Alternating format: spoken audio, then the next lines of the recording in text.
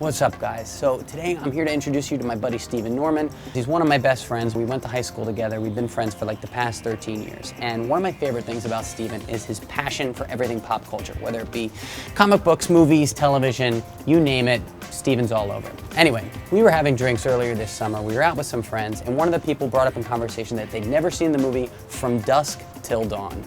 Well, of course, Stephen couldn't have that, and with the help of his friend, Jack Daniels, went on an entire drunken tirade summarizing the movie in a matter of minutes. Like, hey gang, guess what? We've got guns. Your daughter's kind of hot, so there's going to be weird sexual tension between her and my better-ass brother. So, you know, one of these days, I'm going to put you in front of a camera and I'm going to have you summarize movies for the internet. Well, that day is today. So without further ado, I present to you Stephen Norman does From Dusk Till Dawn in 5 minutes. If you haven't seen From Dusk Till Dawn, I suggest you don't watch the rest of this film.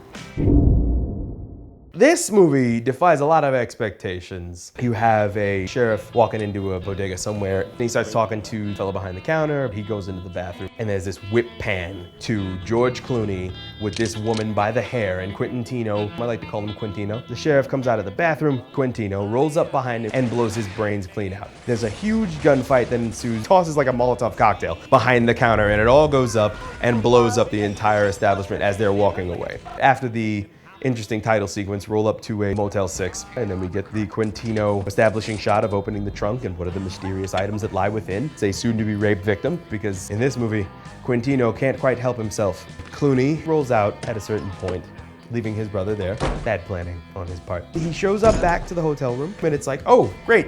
You raped and murdered the woman who was our hostage. Now they have to go in search of another hostage. They show up to the room that Keitel and his oddly interracial family are staying in, and they basically are like, hey, guess what? Now you're our hostages. And they cross the border into Mexico. Clooney and Quintino, I'm a little embarrassed that I got this whole thing started because now I have to call them that for the rest of this. We're supposed to meet the gentleman who is going to be providing them safe haven at a bar called the Titty Twister.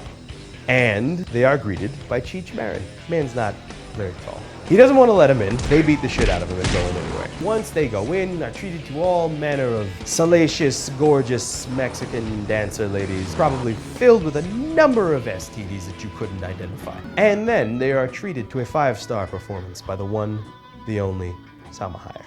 She comes out and does the sexiest dance known to men. It would be frightening if it wasn't quite as enticing as it is. At the midst of this fetish show, Cheech Marin shows back up and Tino pulls his gun and gets stabbed in his hand. To note, this is in fact the second time he's had his hand wounded. The gunfight erupts. Salma Hayek is looking at the blood. She throws her head back, morphs into this snake monster, leaps on Quentin Tarantino, rips his neck wide open, starts drinking his blood. At which point you realize the movie that you just walked into has now become a movie about two brothers who decided to rob a bank and then stage a jailbreak in the same week and then had the misfortune of running into fucking vampires. The first part of this movie is about something completely different. It's like several Monty Python sketches come back to kick you square in the ass. And now for something completely different. As the movie goes on from there, it gets like far more maddening. We have blaxploitation film veteran Fred Williamson himself, the Hammer. He starts immediately tossing vampire bitches this way and that. Not only is he there, he's accompanied by horror makeup artist to the stars, Tom Savini. His name in the film, I kid you not, Sex Machine. It is a gun attached to his pants. Pops the flap out, up comes the gun, and shoots like 6 rounds through this unfortunate vampire's head. When the vampires turn and start to eat everyone in the establishment, our boys turn attention to the musical accompaniment. And it was at that point that Tom Savini utters one of my favorite lines. Now let's kill that fucking band. Fuck you, everybody. Good night!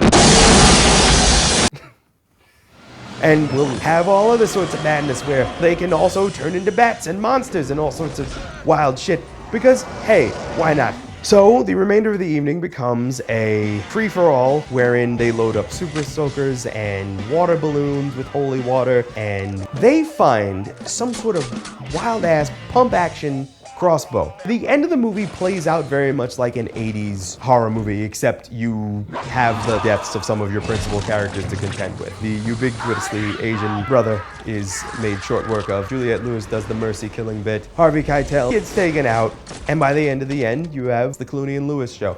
As they are locked in this bar, Cheech Marin, ironically, shows up as an entirely different character. And the well-placed disco ball in the middle of the room is now reflecting the sunlight that has barbecued the remaining vampires in the bar. George Clooney runs out. He punches Cheech Marin's character in the face. He's like, why did you have to pick this place to meet? What happened? Were they psychos? George Clooney says, They look like psychos? Is that what they looked like? They were vampires. Psychos do not explode when sunlight hits them. I don't give a fuck how crazy they are. Clooney pays him and leaves Juliette Lewis's character with a little bit of the money to compensate her from losing her father and brother.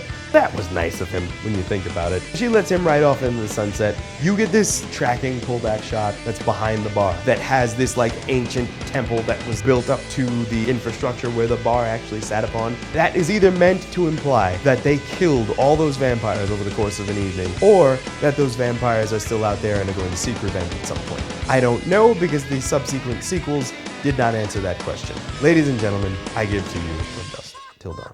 I couldn't have said it any better myself. Anyway, thanks for watching, guys. If you have any ideas for any other movies that you might be interested in Steven talking about, let us know in the comments section down below. And until next time, see you later. Ready to tank away. That's, yeah, I got you, love.